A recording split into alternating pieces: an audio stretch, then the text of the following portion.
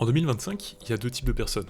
Ceux qui n'ont pas joué à Balatro, et ceux qui n'arrivent pas à lâcher le jeu. Il n'y a aucun entre deux. Mais alors déjà, c'est quoi Balatro? Eh bien, aussi bête que ça puisse paraître, c'est un jeu qui mélange le poker au solitaire. Vous faites des combinaisons de cartes pour avoir un certain nombre de points, et ainsi avoir un score supérieur à la blinde actuelle. Plutôt simple, pas vrai? Mais si c'est aussi simple, qu'est-ce qui est en train de se passer là?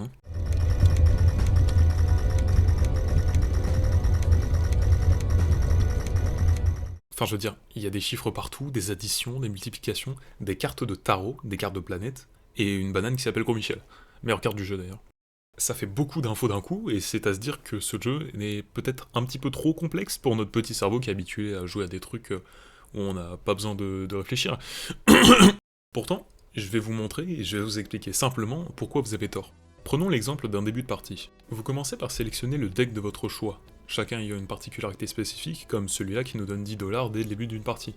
À la première manche, vous allez juste devoir faire des mains qui rapportent le plus de points, comme des suites, des doubles paires, peu importe tout ce qui reste dans les mains de poker habituelles, pour atteindre le score requis qui est ici de 300 points.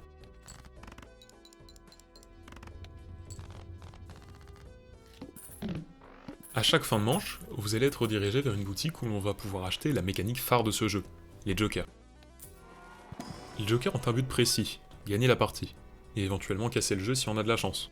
En gros, chacun d'entre eux a un effet qui se déclenchera sous une condition particulière. En général, cet effet va être de rajouter des jetons en bleu ou des multiplicateurs en rouge, afin de booster au maximum votre score, sachant que ça peut aller très très vite. En plus de ça, vous avez à votre disposition les cartes de tarot, c'est des consommables qui auront un effet à usage unique sur vos cartes ou sur votre jeu directement. Au-delà de ça, on a les cartes planètes qui permettent d'augmenter le niveau d'une main précise, comme par exemple la couleur, pour augmenter les points apportés par cette dernière. Avec tout ça, l'objectif final est de passer 8 mises initiales, chacune composée de 3 manches avec une blind boss en fin de mise, blind boss qui aura un effet aléatoire pour vous handicaper au mieux et donc vous ruiner la partie. Bon, tout ça c'est bien beau, je vous ai expliqué le déroulement d'une partie, mais on ne sait toujours pas pourquoi Balatro est aussi addictif.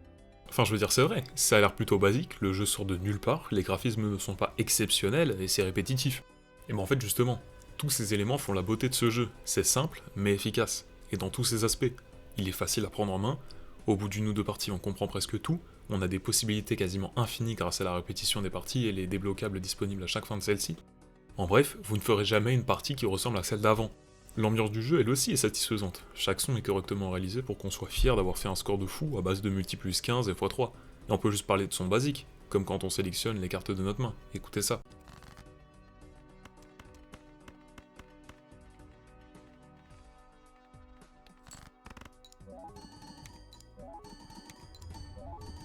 Je pourrais m'endormir là-dessus. Et la musique, c'est toujours la même. Enfin du moins, des alternatives de la même, selon si on est sur une manche quelconque.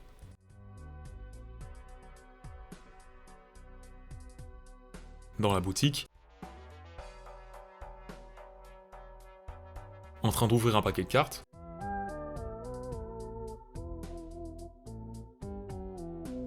Et j'en passe. Oui, ça pourrait paraître fatigant de tout le temps entendre à peu de choses près la même musique, mais étonnamment non. Chacune d'entre elles transitionne bien à l'autre, tellement qu'on ne se rend même pas compte de la répétition. Là, vous êtes peut-être en train de vous dire que ce jeu paraît trop simple ou trop basé sur l'aléatoire, ce qui est en partie vrai.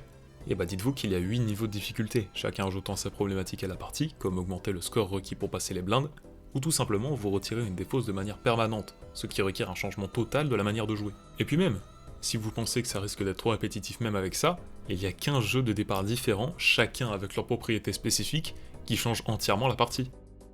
En plus, tous les visuels sont agréables à regarder. Le jeu est très coloré, toutes les animations sont correctement réalisées pour monter notre niveau de dopamine au maximum parce qu'on se demande quelle carte on va avoir dans ce booster de Joker par exemple. Et tout cet ensemble, ça se rapproche beaucoup du casino. Bon, avec la seule grande différence que là vous en avez pour 15 € et vous pouvez difficilement vous faire de l'argent avec ce jeu. En fait, ce que je veux dire avec cette vidéo, c'est qu'il n'y a pas besoin d'un jeu au graphisme ultra réaliste avec une équipe de milliers de développeurs et un budget dépassant les millions. Des fois, il suffit juste d'un gars qui s'embêtait chez lui pendant une panne de courant et a eu l'idée de créer ce jeu-là. Puis même, je suis pas le seul à avoir cet avis. Le jeu est sorti il y a presque 2 ans, il est toujours dans le top 200 des jeux les plus joués sur Steam, ce qui est pas mal, avec des avis extrêmement positifs et une note de 90 sur 100 sur Metacritic. C'est pas moi qui l'ai dit, c'est la critique. En bref, ne dépensez pas votre argent sur le nouveau FIFA ou des jeux débiles comme ça, jouez à Balatro pour 15 €. Voilà.